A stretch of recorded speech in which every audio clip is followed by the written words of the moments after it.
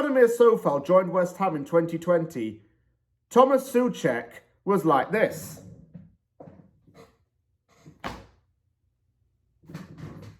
When Alex Král joined in 2021, Souček and Sofal gave him a big group hug.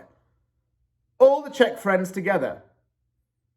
This guy is not really a friend of the Czech mates, nor is he the same nationality. But he has played against them before in the Czech First League. How weird is that? He's played against Thomas Souček, Vladimir Sofal. Russian winger/striker Nikolay Komlichenko has caused defences problems in the Czech Republic before. He might have even sent Sofal for a hot dog. So Sofal sees this guy, Rush Green, one day, he's going to be like this. Oh. And probably get some nasty flashbacks and an air raid siren blaring in his head. Komlichenko really is a problem for opposition defences, regardless of what country he plays in.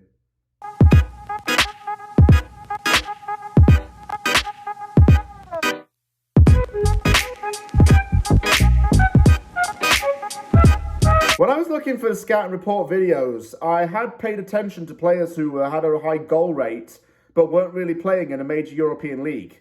And that's when I came across Nikolay Komlichenko. His father, also called Nikolay, was a professional footballer in his day, and the talents rubbed off on his son. The younger Komlichenko has been a proven goal scorer in Russia and the Czech Republic. There have been a couple of times in his career where things haven't gone quite to plan. But when it has gone to plan, he's let people know that he is not someone who can be interfered with easily. He is the player that will cause those issues and give defences a run for the money. Nikolay Komlichenko is the epitome of a lethal and ruthless goal scorer. I see two players in this guy's style of play. I see a bit of Lewandowski and I see a bit of Van Nistelrooy. Van Nistelrooy was one of the most clinical strikers of his generation. Lewandowski was one of those players who had a great eye for goal. If you combine those two things together, you create a whole different beast in the form of a Russian forward. Komlichenko's career took off from the get-go. With Krasnodar's reserve team, he scored 44 goals in 66 games. In the 2015-16 campaign, he basically averaged a goal a game because he had 24 goals in 24 games. And this was the Russian PFL South Zone's top goal scorer award recipient as a result. And he won the Best Player award too. Because of his success in his homeland, he moved to the Czech Republic and played for Slovan Liberec and Mladá Boleslav. The success continued there. He scored 24 goals in the 2018-19 season and won the Best Foreign Player and Top Goal Scorer awards. 24 seems to be a lucky number with this guy. You know, like they say 3 is the magic number, 8's a lucky number in Asian culture. 24 is the lucky number for Nick. I'll call him that. And also in 2019, that was the year he turned 24. Oh, this seems like it's written in some kind of prophecy, doesn't it? In that season, he won Best Foreign Player and Top Goal Scorer awards, as I've probably just said. Wow.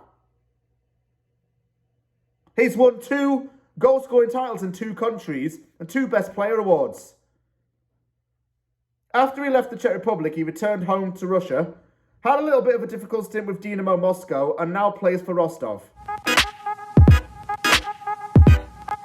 His high goal scoring rate is because he feeds off quick passes and penetrative through balls.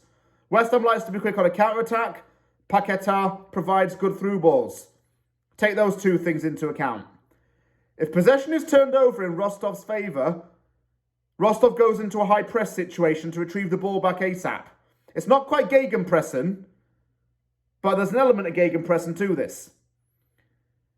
There is the past results in Komlichenko being forced to go forward centrally to pick out the pass and then do a central counter-attack. He likes to embrace pressure from defenders. He dribbles his way out of trouble rather than to pass the ball. And even if he has a chance and has players around him, he likes to shoot. That's his favourite way to get the ball away, is just to shoot the ball at the goal. Because it gets the ball away, but in the right direction. That's a very good thing. He likes to have a winger assisting him at either side to feed off of. It increases the threat from a closer angle and adds bodies. He acts off the ball to catch defenders out and get into space. Usually he allows a teammate to get a bit more attention on him, and he's off the ball, getting more central. He prefers to attack centrally, like I just said.